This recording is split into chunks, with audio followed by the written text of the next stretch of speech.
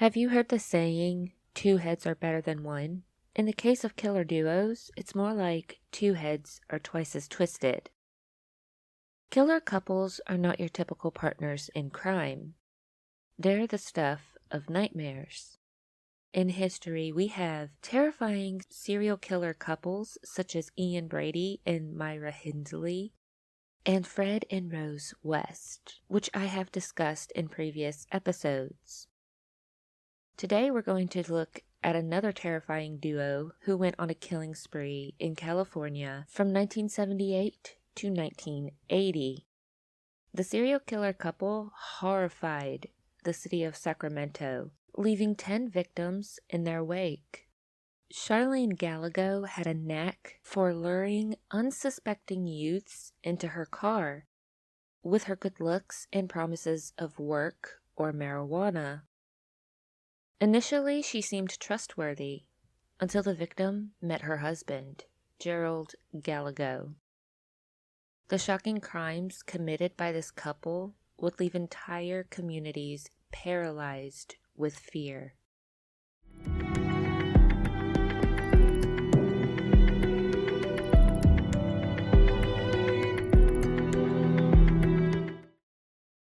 Welcome to another episode of Crimson Sin with Tamsin Lee. I am your host, Tamsin Lee. Full show notes and sources can be found in the description.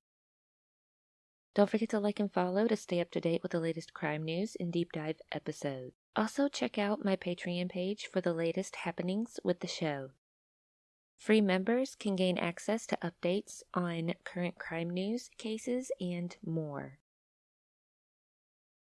Killer couples are a seriously deadly pair that always grab the public's attention.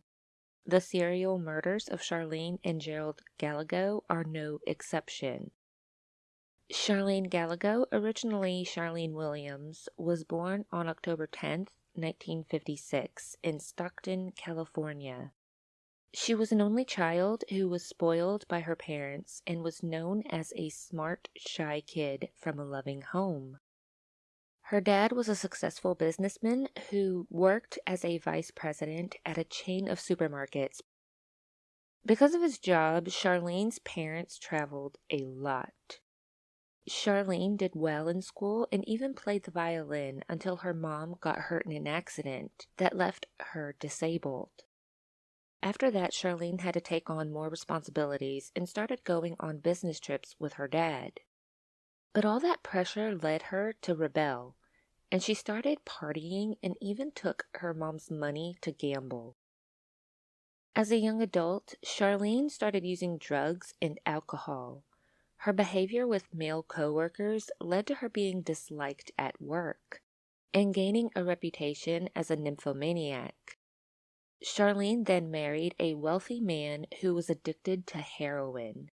He claimed that she was eager to have threesomes with him, her, and a prostitute because she was intrigued by lesbian experiences.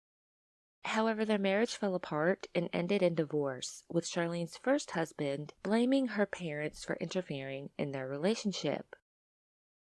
Charlene then married a soldier whom she later described as a mama's boy. Eventually, she grew bored with him and they separated. After her second marriage failed, she attempted suicide but survived. Shortly after this, she met Gerald. Just a month before her 21st birthday on September 10th, 1977, Charlene crossed paths with Gerald Gallego at a Sacramento poker club. Within a week of meeting, she moved in with the man who was 10 years her senior and had a rough upbringing. Gerald Gallego was born on July 17, 1946, and would never meet his father as he was locked away in San Quentin.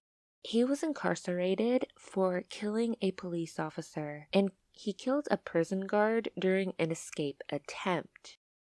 Gallego Sr. would eventually become the first person in Mississippi to be executed in the gas chamber in 1955. His mother was in the sex industry with a catalog of boyfriends. She and her multiple boyfriends would frequently beat him up. Several of her clients were also known to have sexually abused him. Gerald was neglected, frequently left unclean, hungry, and begging to be hugged. When he was 10 years old, he committed his first known felony offense by robbing a neighbor's home. This was the beginning of his criminal career. He would go on to have 23 arrests and serve prison time after being convicted of robbery. At 12 years old, he sexually abused a 6-year-old girl, landing him in a California Youth Authority facility. But this would not be the end of his sexual deviance. From his extensive rap sheet, Gerald would find work as a bartender and truck driver. He was married a total of 7 times, including 2 marriages to the same woman. He was known to abandon his partners when they ran out of money. He would go on to sexually molest his daughter as well as one of her friends. Charlene did not know of Gerald's numerous marriages or his sexual deviance when they first met. She also did not know that he was still married to a previous wife when he married her. Charlene and Gerald had a healthy sex life for about a year until he started experiencing erectile issues, rousing a lust in him for something more extreme. Gerald brought home a teenage runaway, thinking that a threesome would help his problems in bed. During the threesome, he made sure the 2 women did not touch each other. They were only allowed to touch him. But this plan did not work out as well as he'd hoped. One day after he had come home from work, he found Charlene and the teen having sex without him.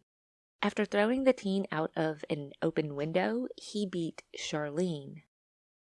Authorities believe that this teenager was 16-year-old Sandra K. Butler, who was last seen in Sparks, Nevada on June 26, 1978, across the street from her family's apartment at the Green Bay Shopping Center.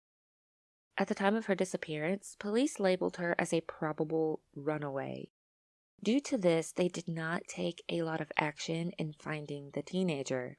It is known that on the day of her disappearance, Sandra was given permission by her mother to ride her bike to the rodeo at the Washoe County Fairgrounds, and Gerald and Charlene were at the event that day.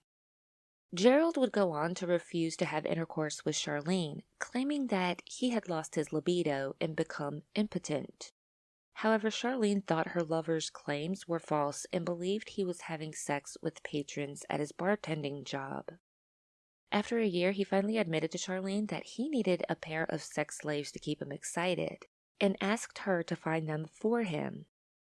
She agreed to go out and find these victims for 2 reasons. One was out of respect, while the other one was to gratify her own lesbian desires. On September 11, 1978, Charlene lured 17-year-old Rhonda Scheffler and 16-year-old Kippy Vaught out of a Sacramento mall.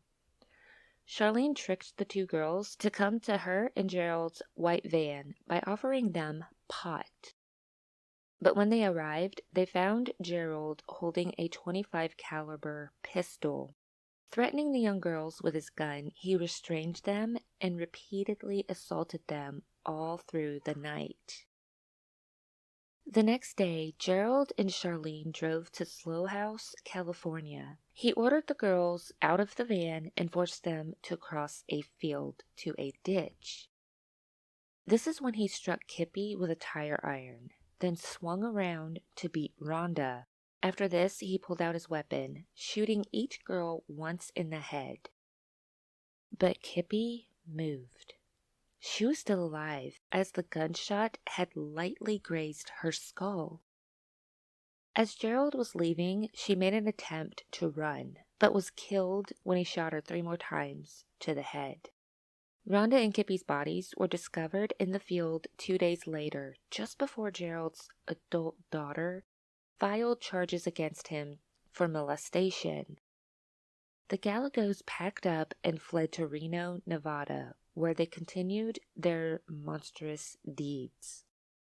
On June 24, 1979, the depraved couple abducted 14-year-old Brenda Judd and 13-year-old Sandra Coley.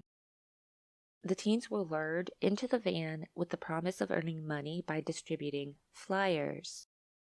As Charlene drove the van, she watched Gerald assault their victims in the rearview mirror before arriving at the Humboldt Sink area. For the next few hours, Gerald watched Charlene force the girls perform sexual acts on each other. When they had enough, Gerald took a shovel he had stowed away under one of the van's seats and yanked Sandra out of the vehicle, dragging her towards a stream bed. He then repeatedly struck her in the head with a shovel. When the 13-year-old was dead, Gerald turned his attention to the 14-year-old. He then dug a large pit and placed both of the girls inside before covering it with rock. Gerald would wake Charlene up on the morning of April 24th, 1980, demanding that he wanted a girl. After driving around, the couple came upon two teenage girls who were leaving a bookstore. 17-year-old Stacy Ann Rakin and 17-year-old Karen Chipman Twiggs were lured to the van by Charlene under the pretext of smoking pot. Just like the other victims, instead of partaking in the promised activity, they were met with Gerald Gallegos holding a gun. As he forced the young girls to undress, he began assaulting them. Charlene drove the van. When Charlene found a secluded area, Gerald led the girls one at a time into the woods, carrying a hammer and a shovel. On July 27, 1980, picnickers discovered the remains of Karen and Stacy in two shallow graves. Charlene's parents had their reservations about Gerald, with his father being a convict and he himself having run-ins with the law. However, the parents supported their daughter's relationship. As Gerald was unable to obtain a profitable career from his previous convictions, Charlene's parents helped Gerald obtain a fake identity so he could find employment. Gerald Gallego was then married to Charlene on June 1st, 1980, under the alias Stephen Fail. But their wedded bliss did not mean they were done with their disgusting hobby. The newlyweds picked up a 21-year-old hitchhiker named Linda Ollier on June 6, 1980. The young woman was 4 months pregnant when the Gallegos offered her a ride, which she gladly accepted. After riding in the van for a while, Gerald took out his gun and began threatening the pregnant woman. He then raped, strangled, and bludgeoned her with a rock before dumping her remains in a remote area. Linda's family reported her missing on June 20th. Only 2 days later, German tourists would find her body. The victim's wrists and ankles were bound with nylon cord, and her skull was broken. An examination revealed that Linda had been buried alive because sand had been found in her mouth, throat, nose, and lungs. To celebrate Gerald's birthday on July 17, 1980, the couple lured 31-year-old Virginia Motul from the parking lot of a West Sacramento bar where she worked as a bartender. The Gallegos knew Virginia as they were frequently served drinks by her. After tricking her into the van, Gerald sexually assaulted the victim, then forced her to beg for her life before killing her by strangulation. He then discarded her body by a pond. Virginia's remains were discovered 3 months later, still bound with nylon fishing line. Shortly after midnight on November 1st, 1980, 22-year-old Craig Miller and his fiancée, 21-year-old Mary Elizabeth Sowers, had just left a Sigma Pi Epsilon fraternity function at the Arden Fair Mall. When the Gallegos forced them into an Oldsmobile Cutlass, the Gallegos saw the young couple standing by the side of the road when Gerald ordered them into their vehicle with his .25 caliber Beretta. But this time, a frat brother of Craig's spotted all 4 of them and asked what they were doing before the driver sped off. The friend took note of the license plate and contacted authorities, who visited the car's registered owner. Charlene's father told investigators that his daughter had been using the vehicle. Unfortunately, the friend and authorities were not quick enough to save them from the evil couple. After speeding away from the scene, the Gallegos took the college couple to a remote location where Gerald ordered Craig out of the vehicle.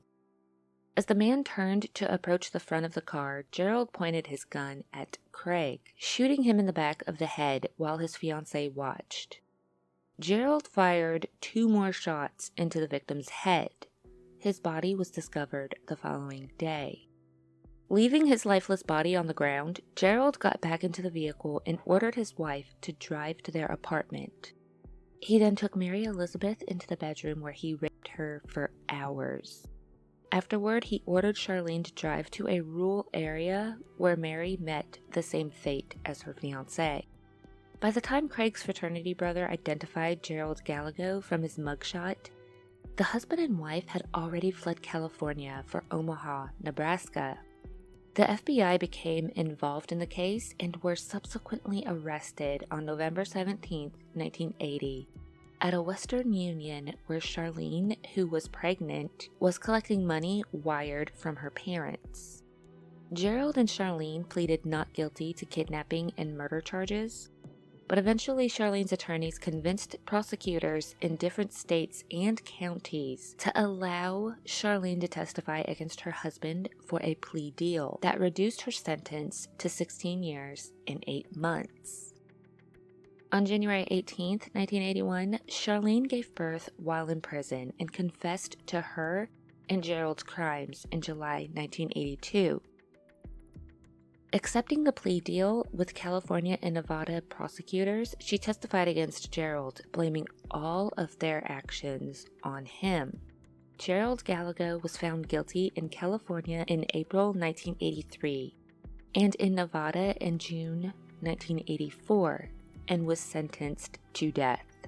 Charlene switched back to her maiden name Williams and was released in July 1997 after completing her sentence. While in prison, she studied psychology, business, and Icelandic literature. During an interview, Charlene claimed that she was also a victim, stating there were victims who died and there were victims who lived. It's taken me a hell of a long time to realize that I'm one of the ones who lived. She also claimed that she tried to save some of their lives. On July 18, 2002, Gerald Gallego died of cancer in a Nevada prison medical center while awaiting his execution. What are your thoughts on today's case? Let me know your thoughts in the comments. Don't forget to like and follow to stay up to date with the latest crime news and deep dive episodes. You are not going to want to miss next week's episode. I will be posting a spoiler on my Patreon page in the coming days, so look forward to that. Thank you for listening and your support. Stay safe, and I will see you for the next episode. Bye.